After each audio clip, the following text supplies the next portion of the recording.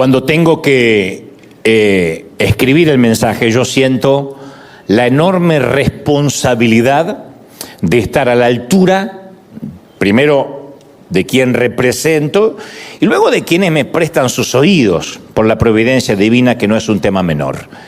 Y particularmente en este caso, hay un pasaje en el libro de Eclesiastés que se aplica a mi tarea de comunicador, de cartero, de transmitir lo que creo Dios me dijo que te diga. Eclesiastés 12:9 dice: procuró también hallar las palabras más adecuadas y escribirlas con honradez y veracidad. Procuró hallar las palabras más adecuadas y escribirlas con honradez y veracidad. El sabio Salomón ponderó, investigó, ordenó los proverbios y luego buscó cómo articular de mejor manera las palabras para que las palabras fueran adecuadas para transmitir su verdad. Y salvando las lógicas distancias, no me voy a comparar ni en 1.000.000 de años con el sabio Salomón, pero quiero que sepas que lo que te diré hoy lo he pensado minuciosamente, he elegido cada palabra casi de manera quirúrgica para no herir ninguna susceptibilidad. Entonces, cada cosa que diré a continuación yo la he tratado de refinar por un tamiz, por un colador exhaustivo, pormenorizado y fundamentalmente muy, muy cuidado. Nunca mi intención es hablar mal de la Iglesia de Cristo, sino todo lo contrario. Yo creo que la autocrítica siempre es saludable. Creo que toda la vida es un ensayo para autodescubrirnos quiénes somos. El que puede decir, en esto soy bueno, en esto no soy bueno, ha encontrado la sabiduría. Y creo que la autocrítica es eso, poder uno decir, tengo que cambiar algunas cosas, hay otras que no, algunas que no las podré cambiar, otras que las podría reformular, refinanciar. La cosa es que mientras que algunos sostienen que la idea que la iglesia es un lugar donde se reúne la gente perfecta, que no necesita cambiar, yo creo que la iglesia es el lugar donde la gente admite que ha caído, que le cuesta cambiar, que ha fallado, que ha fracasado, que está rota. Esa es la iglesia. La iglesia es un hospital y no una metáfora, no es una licencia poética. La iglesia es un hospital. Pero que a la vez, además de que hay gente rota aquí, neurótica desde el pastor para abajo, además este es un lugar seguro, es un sitio seguro, es una embajada donde podemos compartir con autenticidad y sin pudor nuestros defectos, fracasos, debilidades, adicciones, necesidades, dolor, y decimos, este soy. Pero por lo general tratamos de tapar nuestros fracasos, pero yo soy de los que sostienen que justamente esos fracasos son los que atraen a las personas. No hay nada más que subyugue y seduzca más que la autenticidad. Muéstrame a alguien auténtico y te voy a mostrar gente que admira a esa persona profundamente. Pablo amplió esta verdad en la segunda carta a los Corintios, capítulo 12, versículo 9, cuando dijo, por lo tanto, gustosamente, dijo el apóstol, gustosamente haré más bien alarde de mis debilidades. Hacemos un paréntesis y nos preguntamos, ¿quién conoce a alguien que hace alarde de las debilidades? Yo la verdad que hago de la comida, todas las comidas la última cena, dice alguien. Yo me como todo. Otro dice, no, yo la verdad que soy muy chismosa. Ay, me encanta sacar el cuero. Otro dice, yo soy muy lujurioso. Veo una escoba con faldas y ya me enamoro. Yo soy así. ¿Quién hace alarde de las debilidades? Nadie. Pablo dice, gustosamente haré alarde de mis debilidades para que permanezca sobre mí el poder de Cristo. Entonces, aclarado este punto, quiero pasar de lleno a lo medular del mensaje. Aclarado este punto de la autocrítica, es autocrítica, porque si no parece como que yo estuviera hablando de la iglesia, como que la iglesia es un ente separado a nosotros. Nosotros, el cuerpo, somos la iglesia, así que esto es una autocrítica. ¿Amén? ¿Sí o no? Bueno, yo he hablado mucho acerca del tipo de iglesia en la que fui formado desde mi niñez y durante gran parte de mi adolescencia. Se trataba de un ambiente, de un medio ambiente controlado, una suerte de invernadero, una subcultura. Muchos venimos de ahí. Nosotros nos veíamos a nosotros mismos como un pequeño grupito minoritario, distinto al resto, en un mundo pecador lleno de peligros. Esa era la imagen que teníamos. Cualquier pequeño traspié a los que estábamos dentro del templo podía acercarnos al infierno. O sea que el juego del Evangelio para nosotros era: entra a nuestro templo, se parte nuestra y después todo se trata de no irte al infierno, hacer lo imposible para no pecar, para no errar, para no defraudar a Dios. También confieso que era gratificante eso de vivir en el mundo pero no pertenecemos al mundo. Los pastores nos hacían énfasis en esto. Estamos en el mundo, pero no pertenecemos al mundo.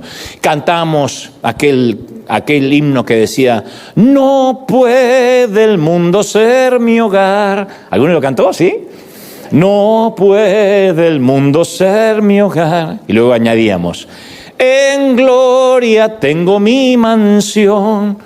Y cantamos: no puede el mundo ser mi hogar. Siempre había una que desafinaba así, que no, terrible, pero que arruinaba el himno para siempre. Dios la miraba y decía: no, el mundo va a ser tu hogar si sigues cantando así. Y la congregación donde yo me crié había levantado un inmenso muro de reglas externas para protegernos de ese mundo pecaminoso que había afuera. Pero como digo siempre, una religión fundamentada en lo externo siempre se descarta fácilmente y con el tiempo se repele. Es como querer criar a nuestros hijos con reglas, exceptuando el amor. Y le decimos: acá no se hace esto, acá se hace tal cosa, acá te levantas a tal hora. Si el niño o el chico, o tu hijo, tu hija perciben que solo hay reglas, pero no hay amor, no hay gracia, si solo hay verdad y no hay gracia, tarde o temprano esas reglas se van a romper. O va a tener mayoría de edad y le va a importar un cuerno las reglas. Entonces, cuando comencé a crecer, gracias a Dios, también comencé a rechazar aquel ambiente legalista de la infancia. Por eso siempre digo que me defino como un legalista en recuperación. Uno no se recupera del todo. Esto es como aquel que estuvo en las drogas o en el alcohol. Uno tiene que confesar de que es un legalista en pausa. Aquellos que van a Alcohólicos Anónimos se les exige que se presenten: hola, soy Juan y soy alcohólico. Llevo 30 años sin beber, pero soy alcohólico. El día que confiesen que ya no son alcohólicos, porque llevan 30 años sin beber, ese día están a punto de caer. Como dice la palabra, el que se cree firme, mire que no caiga. Entonces uno tiene que decir: yo soy un pecador, en mi caso un legalista, en pausa, en recuperación. En cualquier momento me quiere salir el fariseo que todos tenemos dentro. En teoría, con todo el legalismo que a mí me ha tocado vivir desde mi juventud, yo no debería hoy estar en una congregación. Yo debería estar apartado completamente, haciendo cualquier cosa menos, y mucho menos, transmitiendo un mensaje. Y me consta también que hay mucha gente viéndome ahora que está muy dolida con la religión organizada. Gente muy dolida con la iglesia, no con Cristo, no con Dios, con la iglesia, con la institución. Yo recuerdo que con los años fui adquiriendo cierto reflejo condicionado contra cualquier cosa que oliera a fariseísmo, a religión, hasta que un día me hice una pregunta de esas crudas, de esas brutalmente crudas, que no es lo mismo que ser crudo y bruto, brutalmente cruda. Una pregunta de esas que uno tiene que hacerse mirándose al espejo y decirse la verdad. Yo dije: ¿cómo sería la iglesia cualquiera si todos los miembros fueran exactamente como yo? Y me di cuenta que sería un desastre, un despadre. ¿Cómo sería la iglesia si fuera la iglesia, todos fueran exactamente como Dante, ¿no? Y asumí, cuando me di cuenta que sería un desastre si todos fueran como yo, asumí que si daba con la iglesia perfecta, apenas yo me unía a ella, terminaba de arruinarla. Es una pregunta que todos tenemos que hacernos. Cuando buscamos la iglesia ideal, la iglesia perfecta, ¿cómo sería la iglesia si todos fueran como yo? Hay alguno que está diciendo: ¡y perfecta! Bueno, le hace falta un baño de humildad. Yo me di cuenta que detestaba a los hipócritas, porque en el fondo, en algún punto se parecían a mí, me reflejaban sesgos míos. Dicen por ahí, estaba leyendo, que cuando uno tiene hijos y ve cosas que le exasperan de sus propios hijos, es porque en el inconsciente te recuerdan cosas tuyas. Lo que pasa es que la memoria nos juega una mala pasada y pensamos que nosotros siempre fuimos maduros, nunca fuimos adolescentes, nunca tuvimos la edad del pavo. Pero cuando le agarra la bobería y la babosada y te dice, ¡ay, me saca de dónde salió! De algún abuelo, no, tuyo es. Para algunos se lo olvida. Nos recuerdan y nos reflejan, ¿no?, en nuestras neuronas espejo de que tiene que ver con nosotros. Bueno, yo veía a los hipócritas y decía, ¡ay, cómo puede ser tan hipócrita! Pero en el fondo me di cuenta que me reflejaba. Así que bastante humillado, comencé a concentrarme en mi propia espiritualidad y no en la de los demás. Esto cuesta, esto no es de la noche a la mañana. Venir aquí y decir, yo quiero concentrarme en que Dios me hable a mí y no pensar en que Dios le hable al otro, es una tarea que no se logra de la noche a la mañana. Siempre estamos diciendo, ay, qué bien que le viene a la chusma aquella, ojalá que le haya pegado el palito. Qué risa divina. Ternura, qué risa. Bueno, esta nueva percepción de centrarme en mi espiritualidad y no en la del resto, me ayudó a dejar de tolerar a la iglesia para, en lugar de eso, empezar a amarla profundamente. Porque uno a veces tolera, y voy a la iglesia y ahí hay gente terrible, pero no me queda otra. Uno tolera, pero para dejar de tolerarla, insisto, y pasar a amarla, uno tiene que cambiar el foco, decir, bueno, se trata de mí, no de los demás. De manera que con mucho esfuerzo y años de caminar cristiano, y todavía no lo he logrado en su totalidad, he aprendido que al venir al edificio, no quiero decir a la iglesia porque la iglesia somos nosotros, al venir al templo, al sitio donde nos congregamos, yo debía, a saber, a priori, en primera instancia, mirar hacia arriba. Era lo primero que tenía que hacer, mirar hacia arriba. Segundo, mirar a mi alrededor. Y tercero, mirar hacia afuera. Lo diré otra vez. Venir aquí, mirar hacia arriba, mirar alrededor y luego mirar hacia afuera. Paso a explicar estas tres miradas o esta suerte de tres dimensiones. En primer lugar, aprendí a mirar para arriba, cosa que yo no hacía en la adolescencia cuando era más joven y me congregaba. Yo no iba a la iglesia a mirar para arriba, aunque parece un contrasentido, porque todos venimos a buscar a Dios. Pero yo logré quitarme con mucho esfuerzo una costumbre que es muy hispana, es un patrimonio nuestro, esto no es de los gringos. Ese espíritu de consumidor, de crítico de espectáculos, críticos de cine. Todos los hispanos tenemos eso. Los gringos, los indios, los afroamericanos tendrán otros defectos. Nosotros tenemos eso muy marcado, el famoso, ¿qué gano yo con esto? Denme algo que me guste, entreténganme.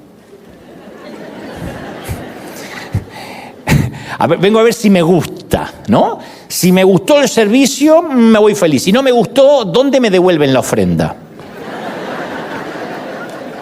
Es un espíritu de crítico de cine. Quiero que me entretengan, quiero recibir, quiero que me den. Quiero una palabra que me edifique, ¿no? Lo ponen muchos hispanos en las redes. ¿Y esto en qué me edifica? Todo está para edificarlo a él. O sea, si no lo edifica, si no lo nutre, si no lo alimenta, se va a otro lado porque acá no me alimentan. Entonces la iglesia debería ser lo antagónico a un teatro. Aquí Dios es el espectador de nuestra adoración. Por eso es el servicio a Dios. No es que Dios nos tiene que entretener. Nosotros venimos a ofrecerle un servicio a Él. Y debemos salir del servicio preguntándonos, de todo mi servicio que yo le ofrecí, ¿qué le agradó a Dios? ¿Le habrá agradado a Dios lo que yo le ofrecí hoy domingo? En lugar de decir, ¿qué me gustó a mí de este domingo? Como si hubiese ido a ver a Paquita la del barrio. Entonces, en primer lugar, la iglesia no existe para brindarnos a nosotros entretenimiento, ni alimento, ni sanar nuestra estima o hacer amistades. La iglesia existe a priori para adorar a Dios. Si fallamos en eso, fracasamos. Venimos a juntarnos juntos a adorar a Dios. Por eso es servicio al Señor. En todo caso, culto a Dios. No es un espectáculo, aunque pueda parecerlo. Y los pastores no representamos el papel del actor principal, sino que somos los más parecidos, como digo siempre, a un guía de museo. ¿no? Ese asistente discreto que apunta la atención a la obra de arte. Uno, cuando decimos se le da la gloria a Dios, no es poner a Cristo en los carteles, es poder conducir a la gente hacia Dios, llevarlos hacia Él. Durante un servicio las cosas más importantes ocurren no entre los actores que están en el escenario, sino dentro de los corazones de los miembros de la congregación. Ahí es donde ocurren los milagros. Por eso siempre le digo a los que ministran, no venimos aquí a mostrar cuán espirituales somos. A mí me ha tocado ir a servicio donde el que dirige la adoración le agarra la chiripiorca, se enrida en el ala de un ángel y quedó ahí arriba, ¡alala! Y todos mirándolo. Acá no venimos a tener nuestra propia epifanía, nuestra propia experiencia mística. Quienes estamos aquí no podemos hacer de este momento nuestro momento personal de adoración. Ninguno de los que están aquí, yo explícitamente se los prohíbo, le digo, aquí no venimos a mostrarnos ni a hacer nuestro momento de adoración que deberíamos tener en nuestra habitación. A nadie le importa si yo tiemblo, grito como un desquiciado mental, hablo en lenguas o entro en trance. Imagínense que yo empiezo, ¡ah! Rambo agarra la bazooka, rica la fanacoa. Tú dices, ¿qué espiritual? Alguna gente va a decir, hoy por fin, qué espiritual.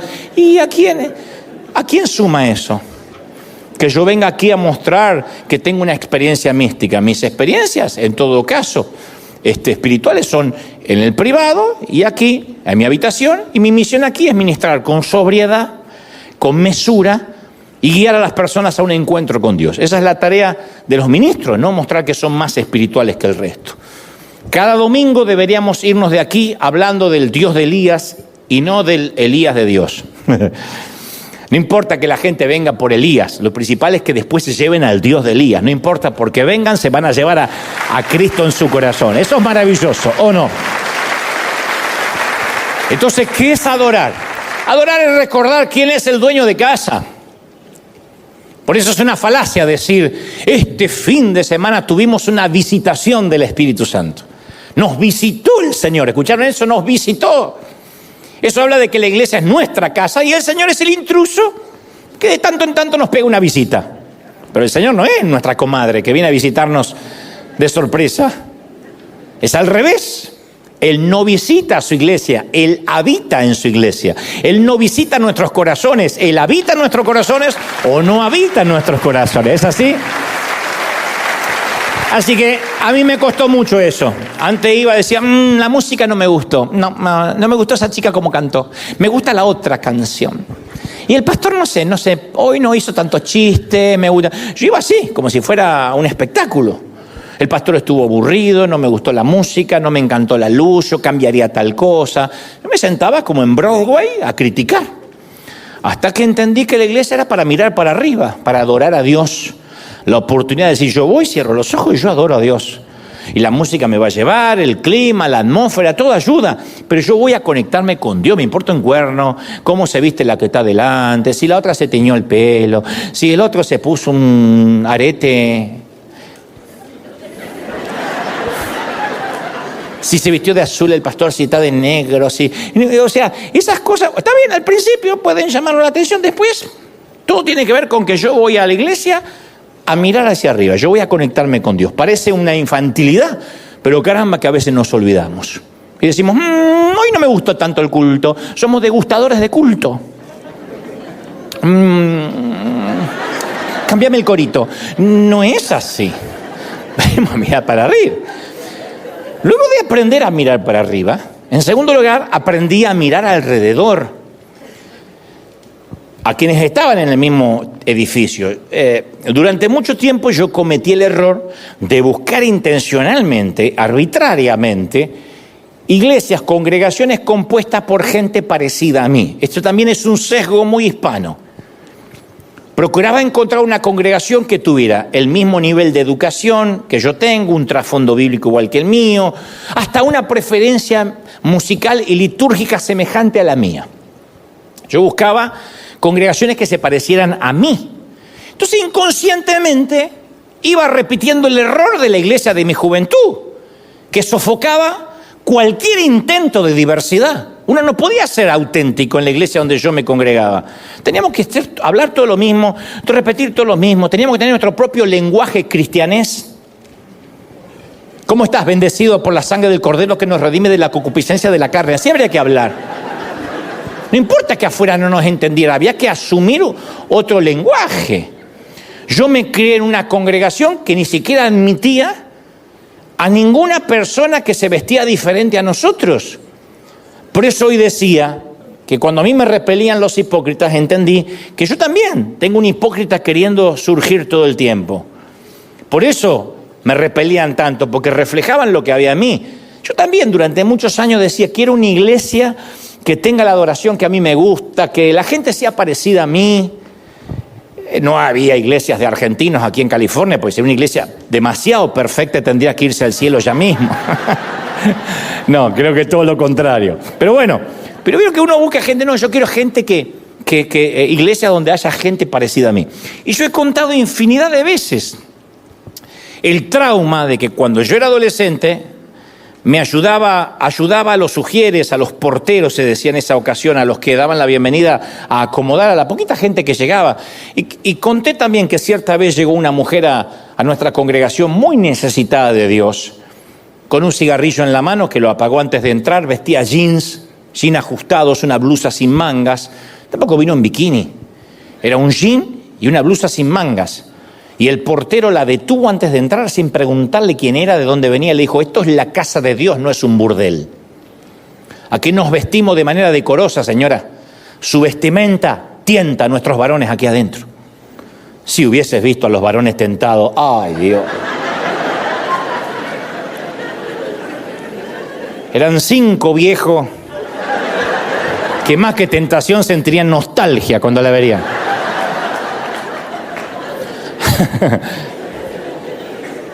Y la mujer, muerta de vergüenza, caminó hasta su auto y se fue, nunca logró entrar. Yo estaba ahí, era chiquito, yo nunca supe si esa mujer se estaba por suicidar, por quitar la vida, si estaba recién divorciada, se veía que estaba mal. Quizá tenía todo un cóctel de drogas, de alcohol, pero ella necesitaba porque alguien la había invitado y no la dejaban entrar porque tenía un jean. Al rato sale el pastor principal y el portero le cuenta el incidente y el pastor le dice, hiciste bien. Nosotros no podemos dejar entrar acá a las hijas del diablo porque Dios es un Dios de orden. Entonces yo digo, ¿cuándo fue que perdieron la noción de que para qué era la iglesia? ¿Cuándo Dios nos encargó una iglesia para conservar el orden? Y dijo, cuiden el orden, si se pierde la gente no importa, lo importante es el orden. ¿Cuándo pasó eso? En ese momento algo sucedió dentro de mi corazón. Yo me comprometí ante Dios, aunque era chico, que nunca iba a juzgar a alguien por su aspecto físico, por su apariencia, por su vestimenta. Por eso yo me empiezo a preocupar cuando en una congregación todos nos empezamos a parecer, desde la vestimenta hasta la manera de hablar, porque somos iglesia, no somos Corea del Norte.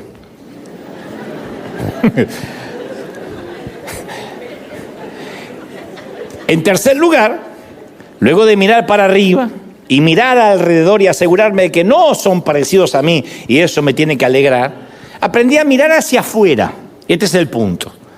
La iglesia es la única sociedad cooperativa del mundo que existe para el beneficio de aquellos que no son sus miembros. Si uno se hace miembro del Barça, del Real Madrid, del equipo que sea, los beneficios son para los que tienen la credencial de miembro. La iglesia, insisto, es la única institución cooperativa que existe para los que no son miembros. Los beneficios son para los que no son miembros de la iglesia. Una vez yo escuché a alguien que describió la naturaleza de la iglesia con una metáfora un tanto vulgar. Dijo, la iglesia es como el estiércol. Si se lo apila todo junto, apesta todo el vecindario. No hay nada peor que un camión lleno de estiércol parado en la vereda. Pero si se lo desparrama, enriquece la tierra. Entonces yo estoy plenamente convencido que el salir hacia afuera es el factor determinante del crecimiento o no de una iglesia. Muéstrame una iglesia llena de actividades para los miembros de adentro y te voy a mostrar una iglesia que está hiperactiva pero que nunca crece. La iglesia que mira hacia afuera es la iglesia que crece, porque la iglesia vendría a ser una sala de guardia, un sitio de emergencias.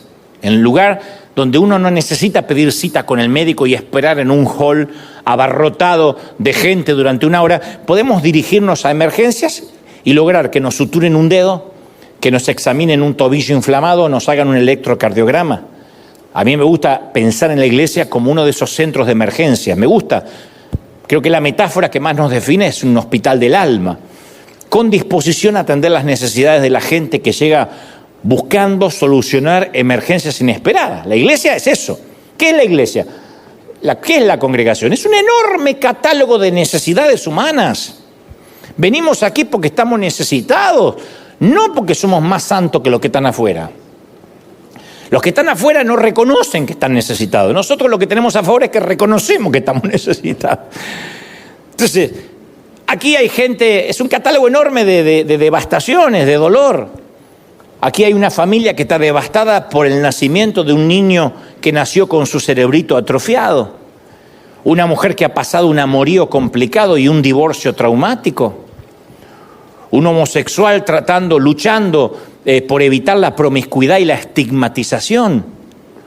Alguien más con un diagnóstico de cáncer terminal que acaba de enterarse esta semana, y alguien más que perdió su empleo de manera repentina, y otro que perdió a su papá de un infarto cerebral.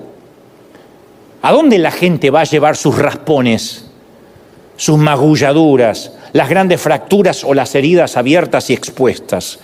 Bueno, al hospital del alma. La iglesia debería fungir como ese hospital. Entonces, una vez que, yo sé que esto lo entendemos todos, ¿sí? Somos un hospital, acá viene la gente rota, ok. El punto es que una vez que entendemos la metáfora de que funcionamos como un hospital, por consecuencia tenemos que entender que nosotros vendríamos a ser los médicos, los que ya estamos adentro, y los enfermeros, que no estamos del todo sanos, pero podemos ayudar a los que van llegando. Entonces, cuando uno entiende, bueno, somos parte de los médicos que ayudan, que aman, que sirven, también tenemos que procesar que hicimos un juramento hipocrático, siguiendo la metáfora de los médicos. ¿Qué es el juramento hipocrático? Lo habrán escuchado, es un compromiso ético que se atribuye a Hipócrates y que tienen que hacer los médicos hasta el día de hoy, se hace 2 milenios, que les recuerda a los médicos el cumplimiento de sus valores morales, entre los que se menciona, entre otras cosas, que cualquier paciente merece atención médica.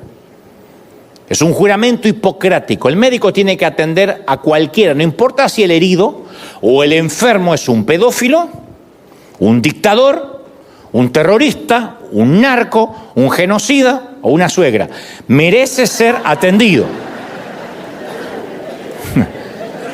No puede decir, no, yo a este lo dejo morir si es un sinvergüenza. Este es un sinvergüenza. El médico tiene que atender a quien sea. Un médico tiene que atender a un soldado enemigo que quedó de este lado de la trinchera herido, lo tiene que atender en plena guerra, no lo puede decir. Y como estamos en guerra con, estamos en la Segunda Guerra Mundial y estamos en guerra con Alemania, lo termino de rematar. El médico tiene que atender a todos. Ese es el juramento hipocrático. Y en los negocios del reino, el Señor redobla esa apuesta, antes de Hipócrates. Pablo afirma en Gálatas 3:28, ya no hay en el Evangelio ni judío, ni griego, ni esclavo, ni libre, ni varón, ni mujer. Todos nosotros somos uno en Cristo Jesús. Todos. ¿Sí o no? Todos. Romanos 10:13 afirma, todo el que invoque el nombre del Señor será salvo. Ya lo hemos hablado esto. Todo el que invoque el nombre del Señor será salvo. A eso no se le puede agregar una enmienda. Bueno, todo, lo que dice que bruto, todo. Se va a salvar cada político corrupto que invoque el nombre del Señor. Cada republicano, cada demócrata, cada inmigrante, cada socialista, cada comunista, cada capitalista, cada heterosexual, cada homosexual, cada transexual, cada persona que no podemos soportar y que no toleramos, invoca el nombre del Señor, se arrepiente y es salvo. El nacimiento espiritual ocurre por gracia, cuando creemos. Nosotros después vinimos, la religión organizada, y levantamos más barreras que fe. Pero el que confiesa es salvo, punto. No hay forma de decir, no, pero no es lo que quiso decir, no es todos. Efesios 2:8 dice, porque por gracia, sois salvo por medio de la fe. Yo creo, tengo fe. Y después dice, y eso no es, dice el apóstol, de ustedes, es don de Dios.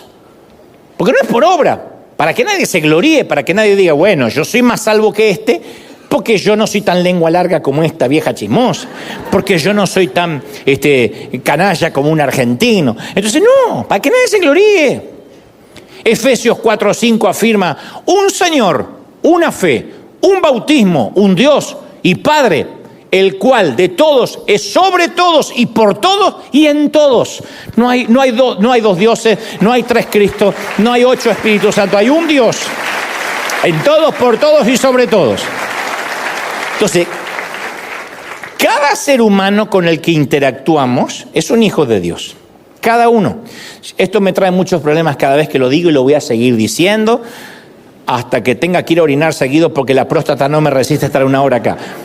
Que todavía no ocurre, digo que algún día. Pude decir eso como pude haber dicho hasta que el Alzheimer no me juegue una mala pasada, pero lo voy a seguir diciendo. Cada ser humano con el que interactuamos es un hijo de Dios.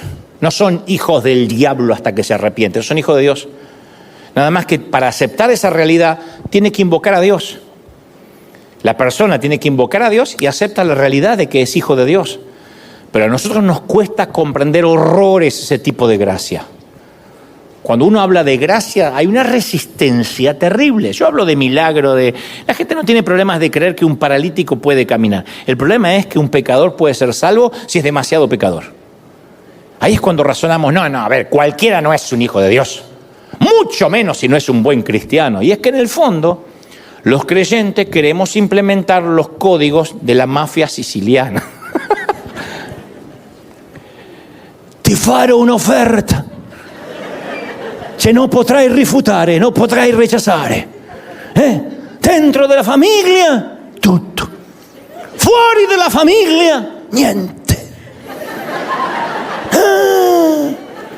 Questa è l'Iglesia nostra. Questa è l'Iglesia nostra. È chiaro? Capisci? Amen. Fuori dell'Iglesia nostra lo facciamo sin copertura pastorale. Le quitiamo la copertura pastorale e lo inviamo con il diavolo che parezca un accidente. Questa è l'Iglesia nostra. La Iglesia nostra, dijo el apóstol Vito Corleone.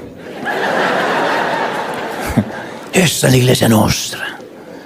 Y en los tiempos de Jesús también había muchos mafiosos de la religión que tenían esos mismos códigos de segregación. Dentro de la familia todo, fuera de la familia nada. Igual. Está bien. Amo, pero dentro de la familia. Se va de la iglesia y ya está. Lo odiamos. Lucas 10:25 relata el encuentro de Jesús con uno de esos capos religiosos, capo mafia religiosos. Dice que se presentó un experto de la ley, un experto de la ley. En primer lugar, no era un principiante, no era un incipiente predicador o alguien que estaba comenzando, era un experto de la ley para poner a prueba a Jesús. Le tomó un examen sorpresa y le hizo esta pregunta: Maestro, ¿qué tengo que hacer? ¡Hey! Venía acariciando un gato así.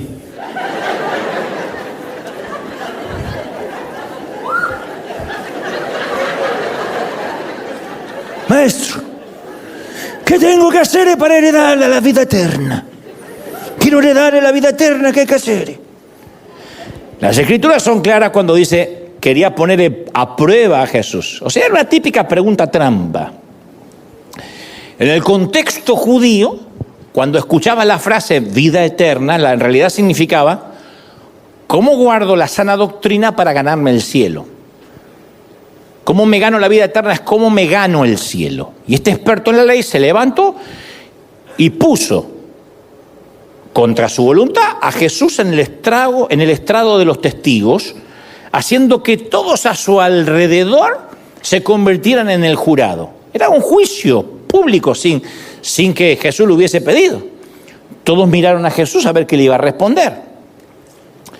Dinos, Jesús, ¿qué hay que hacer para heredar la vida eterna? Ahora van a ver dónde está la trampa. Jesús respondió brillantemente con una repregunta para elevar la conversación a nivel del corazón por sobre la mente, ¿no? Él respondió con otra pregunta. Él estaba ayudando a la persona que hacía la pregunta a descubrir lo que él creía que era verdad. Jesús le replicó: ¿y tú qué dices? ¿Qué está escrito en la ley?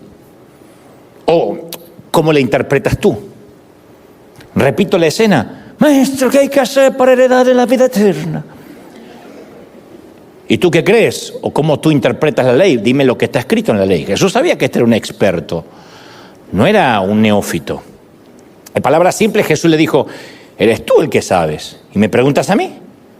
Cuéntame lo que conoces de la ley, tal como tú lo entiendes. La ley en la mente judía era la Torá, los primeros 5 libros de la Biblia: Génesis, Éxodo, Levítico, Números y Deuteronomio. En estos 5 libros había 613 mandamientos que habían desprendido de ahí, conocidos en el hebreo como el misbot. Entonces, para los hebreos no solo eran leyes y mandatos, eran escritos sagrados. Y los rabinos estaban de acuerdo en que la orden más importante de esas 613 leyes era amar al Señor tu Dios con todo tu corazón, con toda tu alma y con toda tu fuerza. Deuteronomio 6:5. Todavía no estaba la mente ahí, después se le agregó Jesús. Pero había que amar al Señor con el alma, el corazón y las fuerzas. Pero habría grandes debates sobre lo que debía considerarse el segundo gran mandamiento. No te pierdas esto. El primer mandamiento, amar a Dios con todo. El debate era: ¿y cuál es el segundo gran mandamiento? ¿Cuál es el segundo en importancia? Algunos decían que era amar al prójimo. Y otros decían: no, el segundo gran mandamiento es mantenerse santo. Amar al prójimo o mantenerse santo. Yo amo a Dios, ¿ok? ¿Ahora qué hago? ¿Me mantengo santo o amo al prójimo? Esa era la gran discusión. De modo que cuando Jesús le devuelve la pregunta al experto, le estaba pidiendo al hombre que muestre sus cartas, que diga qué teología él seguía. ¿Era de los que creían que luego de amar a Dios había que amar al prójimo, o luego de amar a Dios había que guardarse santo? Jesús dijo esencialmente: oye, experto en la ley, mafioso, ya que ya conoces tan bien a la ley, ¿cómo la interpretas tú? Mira lo que responde el hombre: amarás al Señor tu Dios con todo tu corazón, con toda tu alma, con todas tus fuerzas, con toda tu mente. Y luego, como segundo mandamiento, ama a tu prójimo como a ti mismo. Y Jesús respondió rápidamente: bien, haz esto y vivirás. Aunque uno crea que escuchar esto de parte de Jesús aclararía todo el asunto, el experto mafioso todavía quería que Jesús permaneciera en el estrado de los acusados. No lo iba a liberar tan fácil. Era como el gato que tenía acá. Así que lo mira a Jesús y le tira la bomba. La verdadera bomba acá sí muestra cuál era la trampa. Y dime, ¿quién es mi prójimo? ¿Quién es mi prójimo? A eso quería llegar el experto religioso. ¿Quién es mi prójimo?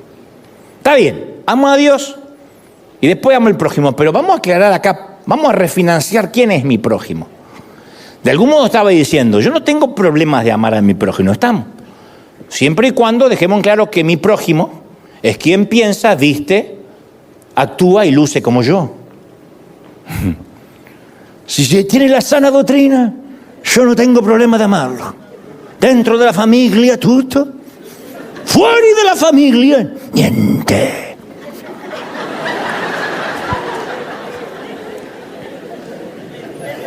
Cualquier parecido con la realidad es mera coincidencia.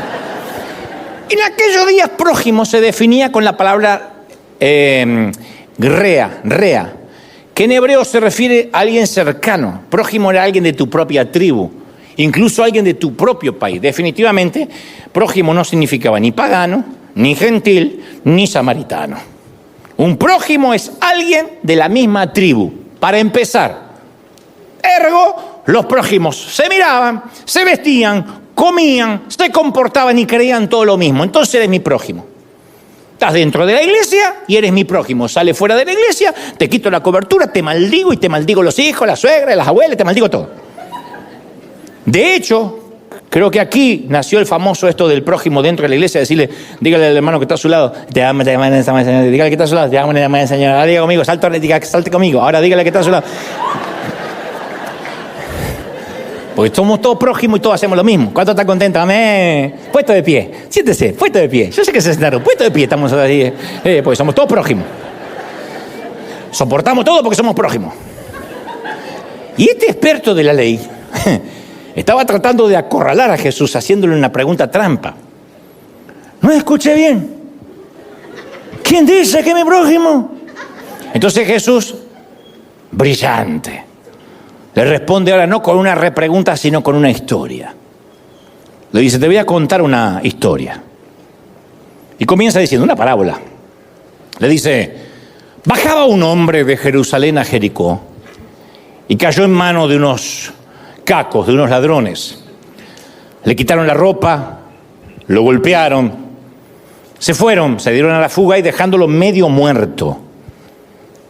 Así comienza Jesús su metáfora. No sabemos de dónde era el hombre, lo único que sabemos, según Jesús, es que se dirigía de Jerusalén a Jericó. Los académicos dicen que ese camino era uno de los lugares más peligrosos para viajar en el Antiguo Oriente, así que arbitrariamente, geográficamente, Jesús lo ubicó en el lugar correcto. Era una ruta con mucho viento, con muchas curvas, que impedían que el viajero pudiera ver lo que había al doblar el camino. Y Jesús nos dice que los atacantes persiguieron, golpearon al individuo violentamente, lo desnudaron, le robaron y lo dejaron medio muerto en el camino.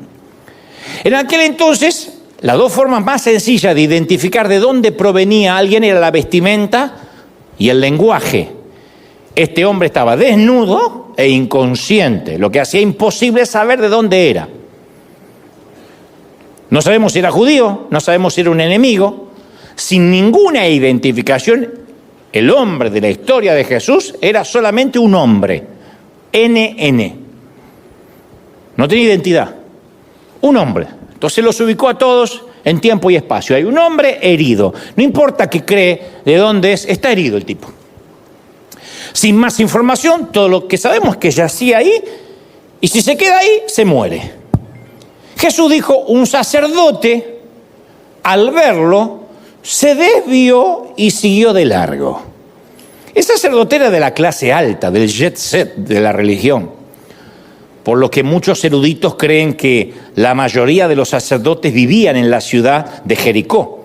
Los sacerdotes hacían turnos para trabajar en el templo 15 días con los levitas y los laicos religiosos y luego tenían 15 días de descanso. Trabajaban 2 semanas y 2 semanas no trabajaban. Así que imagínate a este sacerdote, un hombre de clase alta que regresa a casa después de 2 semanas de duro trabajo. Va hacia su descanso. El sacerdote vio al hombre y decide seguir. Porque ¿por qué tendría él que hacer algo? Pero el punto no era que el tipo estaba apurado.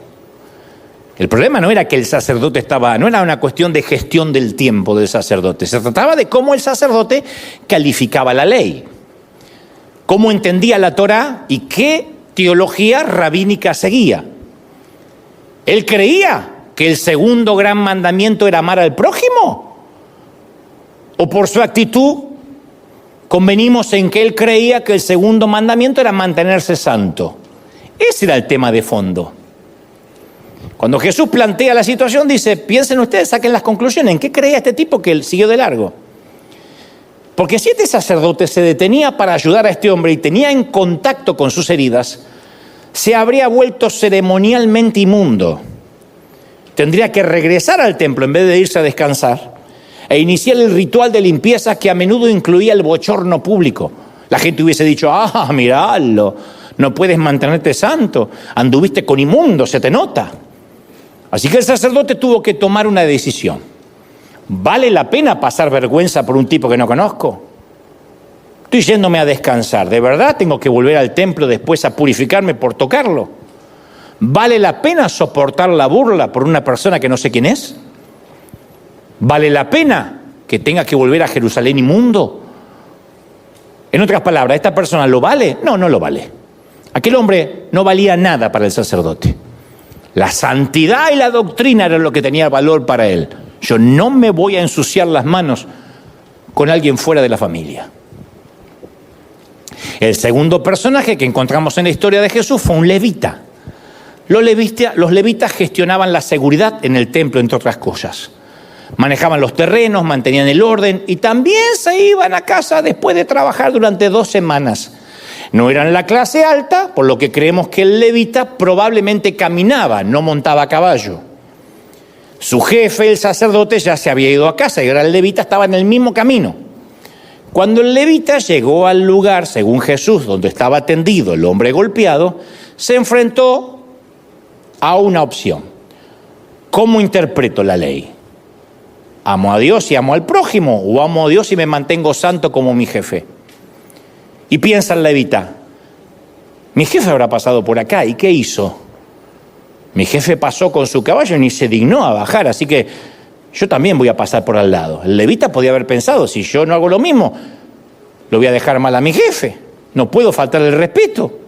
Si él no hizo nada, menos yo. Así que el sacerdote pasó y también pasó el levita. Como el camino era muy estrecho y el herido estaba atravesado, no había mucho espacio para que los transeúntes pasaran. Así que es probable que hasta lo pisaran. No se ríe nadie, pero es espantoso, ¿no? Así que el sacerdote, de hecho, lo pisó, porque si no, no hay forma de pasar a caballo por ahí. El levita también hizo permiso y se fue. Si hubieras estado escuchando a Jesús contar esta historia, ya habrías anticipado la progresión de los personajes, del elenco que estaba construyendo. Porque al describir la jerarquía del templo, Jesús ya había introducido a un sacerdote y a un levita. ¿Quién es el próximo personaje? Y presumiblemente un lego religioso, que también iba de camino a casa después de servir en el templo, lo que se llama un diácono, alguien que tiene un escalafón menor. Jesús, sin embargo, introdujo un personaje sorpresa que nadie vio venir, un samaritano. Emplear esa palabra en ese momento era como un término racista, como decir, y entonces apareció un nazi.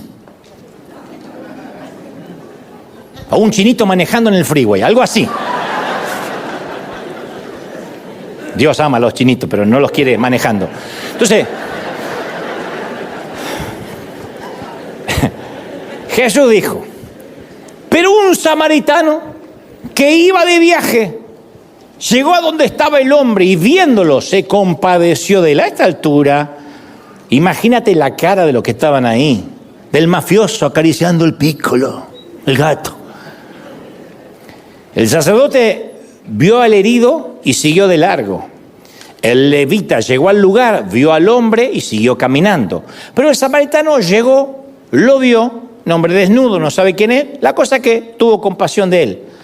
La palabra compasión es una de mis favoritas en el griego porque es el vocablo que significa compasión desde las entrañas.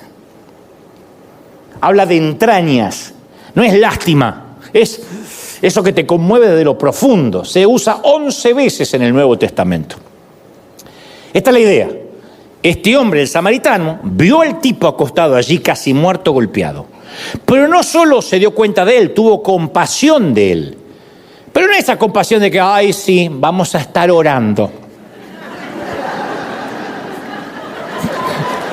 A mí me mata esas compasiones. Sí, quería saber si estás pasando un problema. Primero que te llaman porque te vieron, entonces vienen por chisme, no porque Dios le mostró algo, ¿no? Es que no te veo en la iglesia hace 2 domingos y Dios me puso carga. No tiene carga, quiere chismear, ¿qué pasó? ¿Dónde estás? Y después que le cuenta, dice, bueno, vamos a estar orando allí. Está bien, yo creo en el poder de la oración, pero a veces uno necesita más que la oración. La fe sin obras es muerta, ¿no? Esta no fue la compasión, vamos a estar orando. Era una compasión que decía, yo tengo que hacer algo al respecto. Y la Escritura dice que se acercó al hombre y vendó sus heridas. Lo tocó, se ensució las manos, se manchó, se le llenó la ropa de sangre. Luego untó las heridas del hombre con aceite y vino, que esto probablemente es lo que llevaba al templo para adorar. La gente no viaja con aceite y vino porque sí, iba al templo a adorar, pero se ve que untó con lo que tenía, lo ofrendó al hombre. Y ahora estaba desparramándolo tratando de sanar a aquel caballero. Entonces el samaritano, dice Jesús, montó al hombre en su burro, lo que significa que el samaritano caminó al lado del animal. El samaritano hizo el resto del viaje a pie para poder llevar al herido.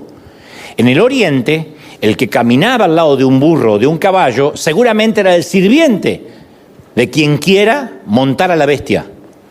Así que el samaritano llevó al hombre a una posada y lo cuidó.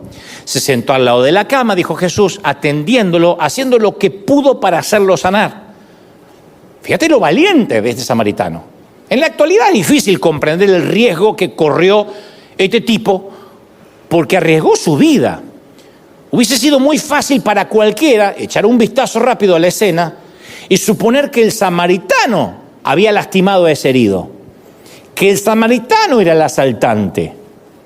Es posible que alguien lo acusara por un tema de racismo, de segregación, que le haya quitado la vida en el acto al samaritano. Ah, tú fuiste el que lo desnudaste y tú eres el que le robaste. Sin embargo, este samaritano se quedó con el hombre y cuando se levantó a la mañana siguiente dejó dinero y le pidió al hostelero que lo cuidara. Cuídenmelo, le dijo, y lo que gaste de más se lo pagaré yo cuando vuelva. No sabía quién era el tipo que estaba desnudo. Robaron al hombre, lo golpearon, lo abandonaron casi hasta matarlo, lo dejaron a punto de morir. El samaritano llegó a rescatar, sanar y cuidar al hombre quebrantado. Luego prometió que regresaría. No sé si a alguien se le hace familiar esta historia, pero a mí me parece que es la que más luce como el Evangelio. Son las buenas noticias. Es lo que Jesús hizo por nosotros. Estábamos destrozados, desnudos, abandonados. Llega Jesús. Fuimos olvidados, considerados inmundos, injuriados. Jesús vino, nos cargó, se quedó con nosotros, nos cuidó, pagó por nosotros y prometió regresar. El buen samaritano es la imagen de Cristo, ¿o no? Es maravilloso. Es la imagen de Cristo. Prometió regresar. Sin embargo, no había terminado la historia. Tenía otra pregunta para el experto en la ley. Jesús le dice, ya lo tiene acorralado al mafioso. Le dice, dime, ¿cuál de estos tres de la historia piensas que demostró ser el prójimo del que cayó en manos de los ladrones? Le dio vuelta la tortilla.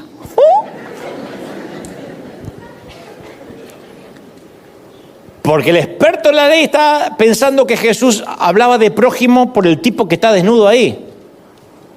Hasta conservaba la salvedad de decir, bueno, si yo encuentro un tipo desnudo y no sé quién cree o no, yo también lo ayudaría porque a lo mejor es alguien con sana doctrina y lo estoy dejando morir. Pero a Jesús no le habla del tipo desnudo, sino que le habla del que ayudó. Dijo, ¿cuál de los tres cree que es el prójimo? Cuando el experto hizo la pregunta, convirtió la palabra prójimo en sustantivo. Cuando Jesús hizo la pregunta, hizo del prójimo un verbo. El experto de la ley solo podía responder y solo respondió, el que se compadeció de él. No pudo nombrar la palabra samaritano. No te escuché. Jesús dijo, ¿eh?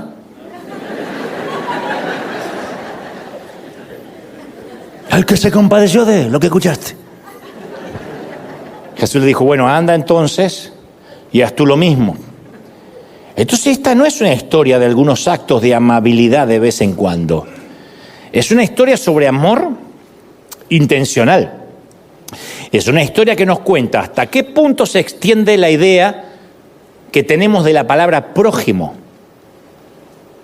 ¿Acaso es solo la persona prójimo que vive al lado nuestro, que se parece a nosotros, que vota como nosotros, que se viste y actúa como nosotros? Nosotros amueblamos casas desde hace 5 o 6 años aquí en California. Equipamos casas completas, ¿no? Y la crítica que siempre me llueven, gracias a Dios, de otras partes del mundo, espero que no de acá, es ¿y por qué ayudan a católicos? Porque vi que en esa casa le amueblaron la casa y tenía una virgen en la esquina. Como diciendo, no entiendo por qué ayudar a una persona que necesita. Está bien, pero no es prójimo, es católico. Puede tener una virgen o puede tener parado ahí al Chente Fernández. A mí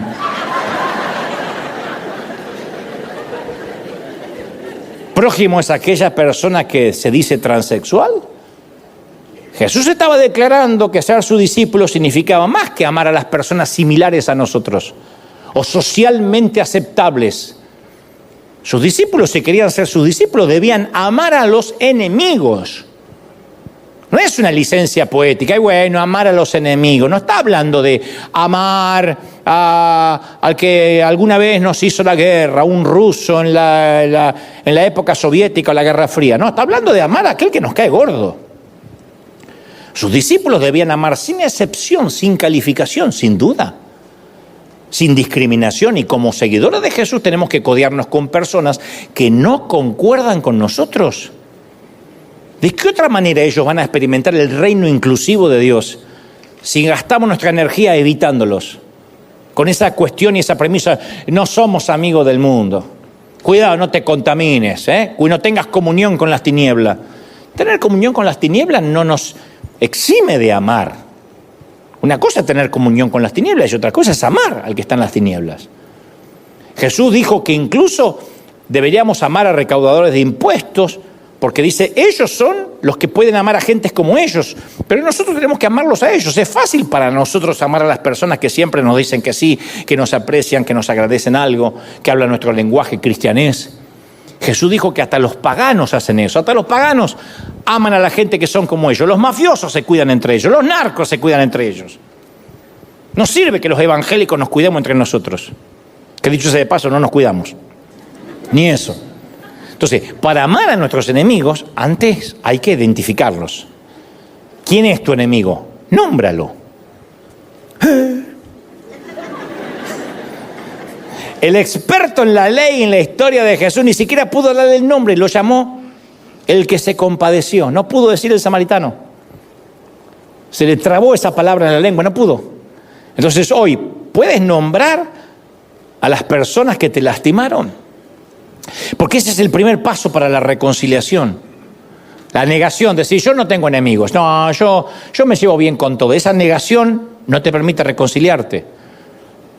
Tal vez no puedas nombrar a la persona, pero puedes comenzar con los títulos que usas para hacer referencia a la persona. Mi ex, mi antiguo pastor, mi actual pastor, ese dark con los pelos parados, ese amanerado, aquel ecuménico, el rarito.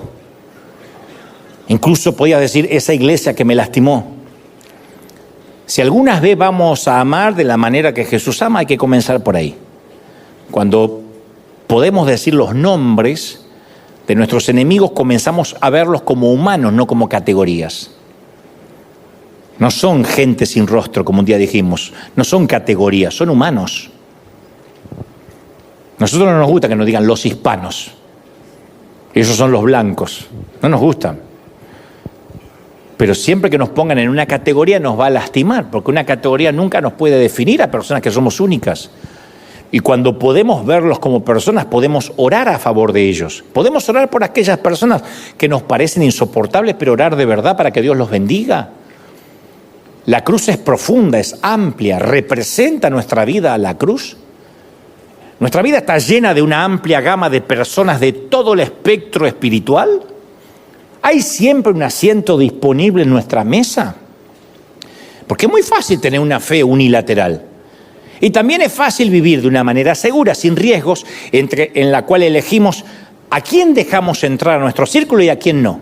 Dentro de la familia tutto, fuera de la familia niente. Muchas veces hacemos eso.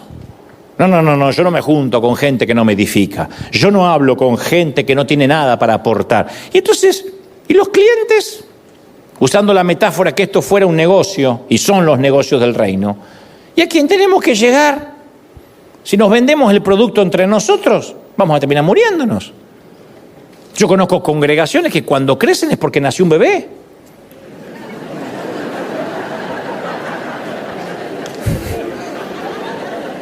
Y cuando la iglesia decrece porque se murió un viejo. Y son siempre lo mismo. Yo voy 40 años después y son los mismos. Y dicen, no, pero somos pocos y santos. Oh, Pueblo chico, infierno grande, decía mi mamá. Oiga, somos los más cercanos a una Biblia o a una iglesia que algunas personas van a leer o llegar. Nuestra presencia invita a la gente a sentirse intrigados por la forma en la que amamos y los vemos. O nuestra actitud y nuestra conducta sugieren que van a ser aceptados siempre y cuando empiecen a actuar, vestir y lucir como nosotros. Entonces, muchas iglesias ofrecen más entretenimiento que adoración, más uniformidad que diversidad, más ley que gracia. Y Jesús proclamó con su vida que cada persona que camina por este planeta está a solo una invitación de distancia de tener a Cristo. El peor alcohólico, la persona más airada, el criminal más peligroso, la persona más adicta, el más chismoso, el más lujurioso, la persona más racista, el más disfuncional de tu familia, la persona más odiosa que conocemos o nosotros mismos estamos invitados a la mesa solo invocando el nombre del Señor, nos guste o no nos guste. ¿Estamos de acuerdo, sí o no? O entendemos esta inclusividad, o no entendimos la gracia, ni entendimos lo que es la cruz, y hay que reformular si somos cristianos o no. De verdad. A mí me encanta que en los últimos años yo estoy más rodeado de los que se llaman mundanos que de cristianos, porque significa que cada vez me acerco más al llamado que Dios me dio. Yo no quiero terminar en congresos apostólicos, proféticos, empoderando a los mismos evangélicos de siempre. Congresos de pesca de gente que nunca sale a pescar, que no se quiere ensuciar las manos y que para aceptarte tienes que profetizar, temblar como ellos, caerte como ellos, reírte como ellos, vestirte como ellos. Eso es una secta. Terminamos siendo un gueto. Hace tiempo, en el fragmento de una novela, leí un episodio que describe los cielos, que te lo conté alguna vez. Describe los cielos tal como se lo imagina el autor. Dice, resulta que los justos llegan a la puerta de los cielos, dispuestos a ingresar, seguros de que ya tienen sus asientos reservados, porque eran justos de verdad. Y de repente se empieza a colar gente que no parecía tan justa, ni tan santa, mientras que estaban en la tierra. Y llegan judíos ortodoxos y se cuelan en la fila. Y llegan muchos católicos. Y algunos ateos muy conocidos. Y se meten en la fila felices para ir al cielo. Y los justos se ponen locos, como la fila de acá cuando se les cuela a alguien.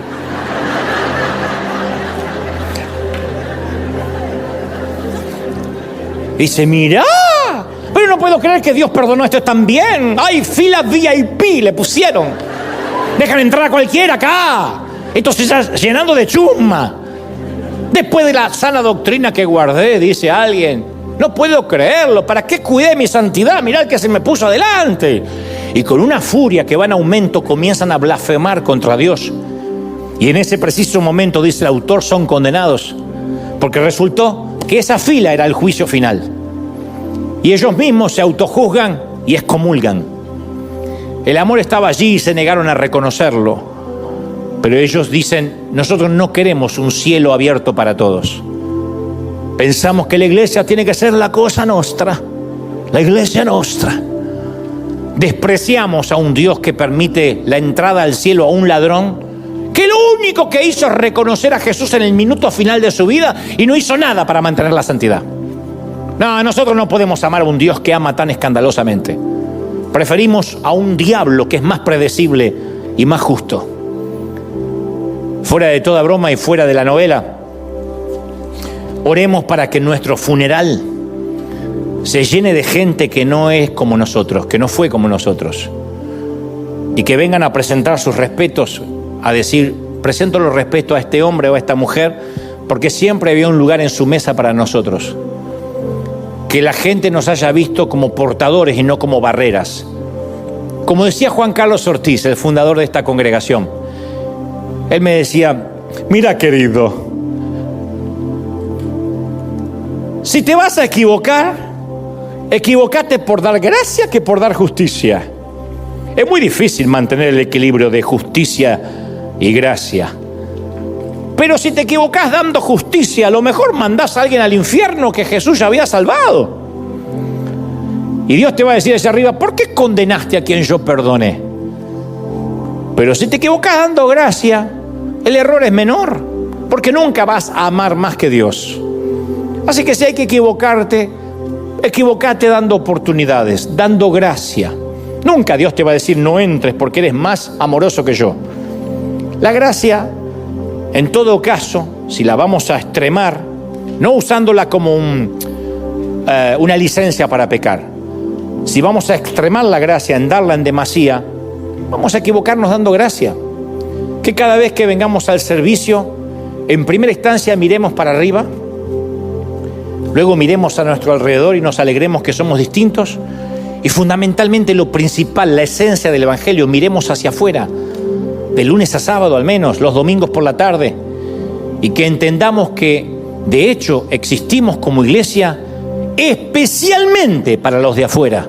Eso es amor, eso es el Evangelio, ese es el prójimo. Esta no es la iglesia nuestra, esta es la iglesia de Cristo en todas las naciones, en todo el universo. Alguien tiene que celebrar a Dios por esta palabra. ¡Aleluya! ¿Te animas a ponerte de pie y dar un aplauso grande al Señor para sellar esta palabra y decir: Señor, con el aplauso celebro que los cielos se han abierto, que has hablado tú con tus hijos esta mañana, esta tarde, noche? Bendito sea Dios. ¡Aleluya! ¿Recibimos esta palabra, sí o no?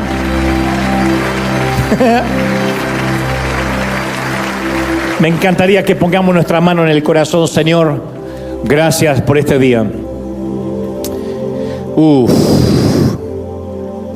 He transmitido, Señor, lo que creo has puesto en mi corazón. Hay mucha gente, no solo que te va a aceptar, Señor, en su corazón, sino que se va a reconciliar contigo. Y hago una pausa en la oración para hablarte a ti otra vez. Si hay alguien aquí dolido con la iglesia, dolido con la institución, con algún pastor, con algún líder, yo quiero que te reconcilies. Me encantaría invitarte a reconciliarte con Dios, no con la iglesia, con Dios. Y decir: Señor, ayúdame a mirar para arriba.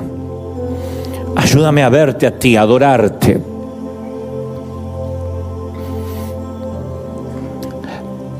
Luego que tu oración sea enfocada en el Señor, lo segundo es: ayúdame, Señor, a mirar a mi alrededor. Este es un hospital de gente, algunas están más graves que yo, a entender que no me puedo ofender. No, nadie puede salir ofendido de un domingo,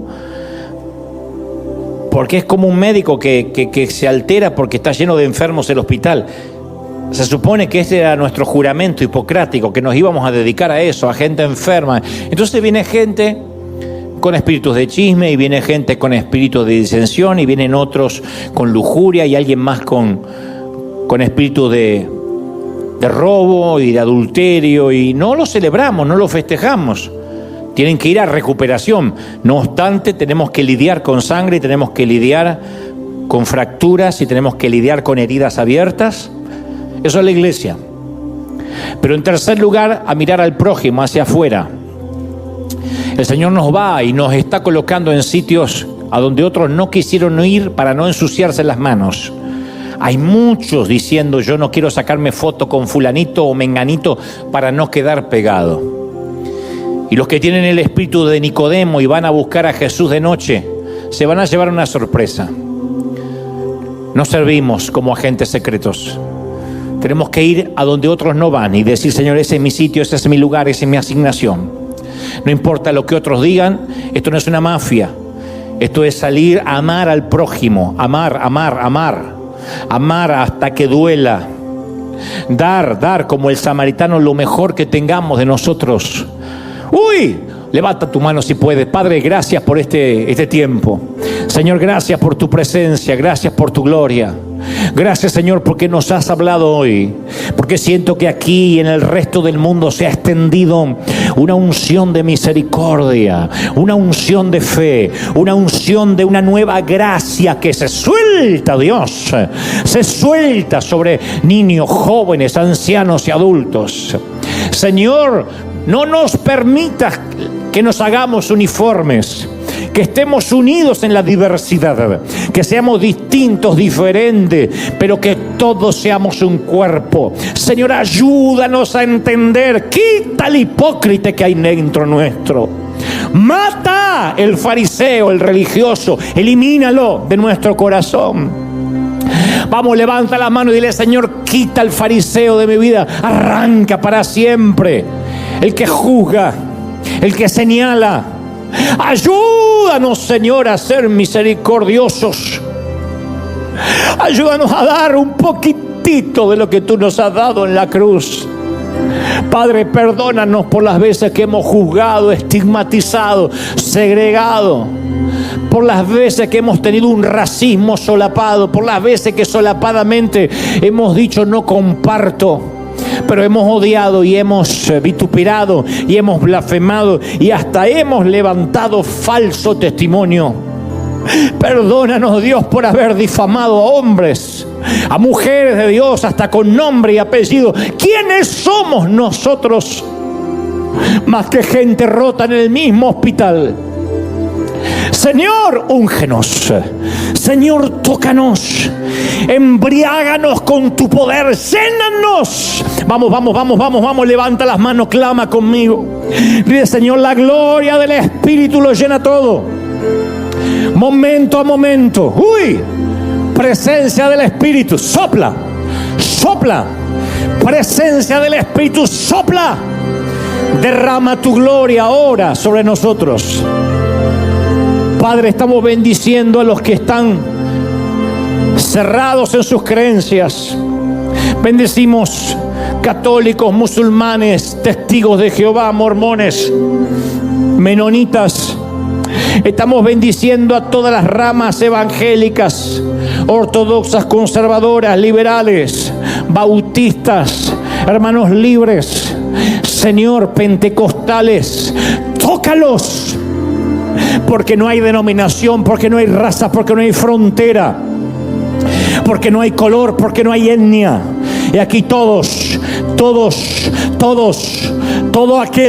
aquel que invoque el nombre del Señor será salvo.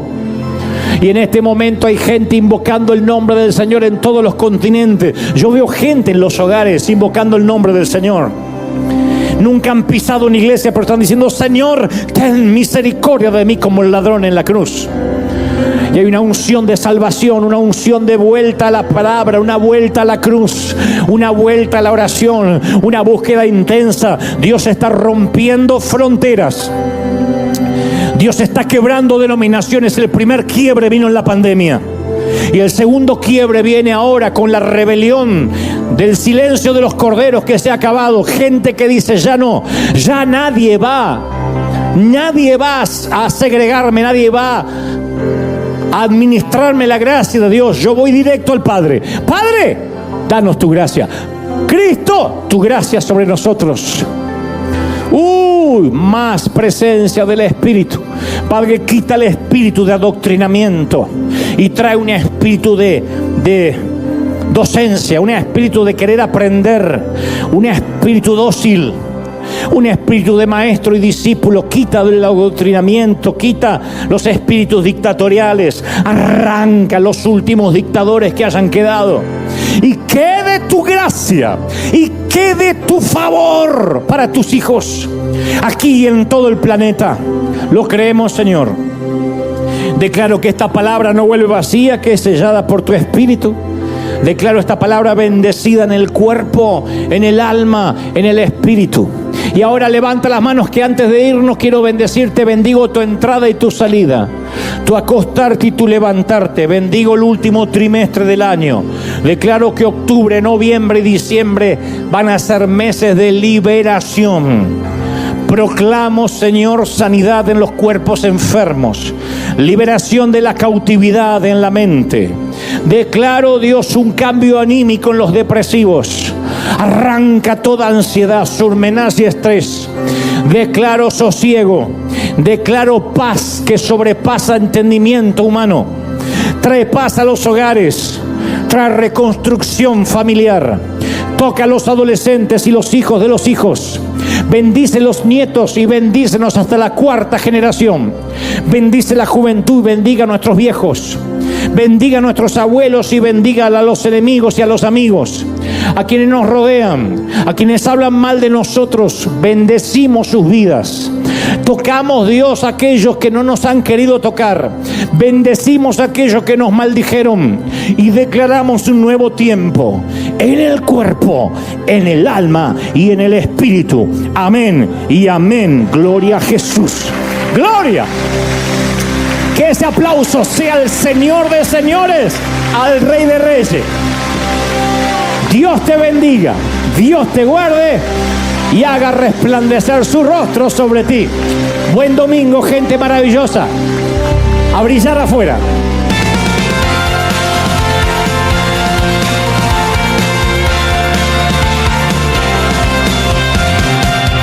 Apareciste una noche de soledad, abandonado y perdido te reconocí. Tu voz diciéndome no temas, yo estoy aquí. El Padre me envió por ti y me curaste las heridas, me sanaste, mi Jesús. Todas mis cargas las dejaste allí en la cruz. Algo tan grande no lo puedo comprender. Oigo tu dulce voz diciéndome una y otra vez: oh, oh, oh, eres bienvenido, eres amado una y otra vez. Oh, oh, oh, bienvenido arriba, eres amado.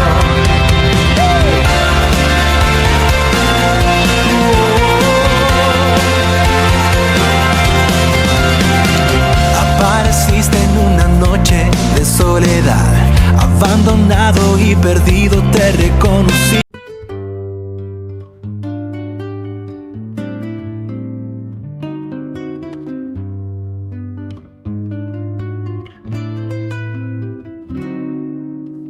More energetic, sassy, standing to try to cast the nets, the hand draws, spreading rumors, spreading panic. She's just my innocent little Chewbacca. Brain corporate, dynamic percussion to drive the rhythm and add excitement to the performance. Focus on crafting a sound that invites listeners to dance and feel the passion of flamenco, highlighting the vocal prowess and playful spirit of the singer. Ooh, ooh, slow down, no need to be so frantic. You're acting like an actor in a soap opera, spreading rumors and spreading panic. She's just my innocent little chupacabra. Chupacabra, chupacabra, chupacabra. Chupa, chupacabra. Chupacabra, chupacabra. She's so innocent, she's my chupacabra. Walking down the street, chupacabra on a leash. Everybody's staring and everybody's glaring at me. Went down to the park, waited till it was dark. Nobody wants to play, so I wait till they go away. Yeah, I wait all day with my chupacabra. Chupacabra, chupacabra. Chupa, chupacabra, chupacabra, chupacabra. She's so innocent, she's my chupacabra. Walking out the door, gotta go to the...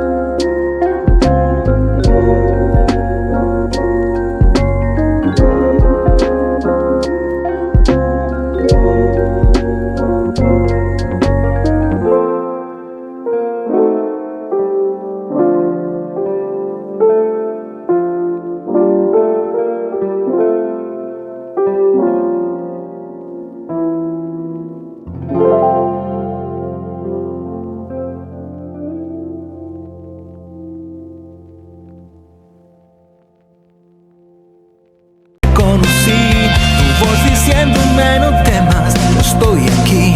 El Padre me envió por ti. Y me curaste las heridas, me sanaste, mi Jesús. Todas mis cargas las dejaste allí en la cruz. Algo tan grande no lo puedo comprender. Oigo tu dulce voz diciéndome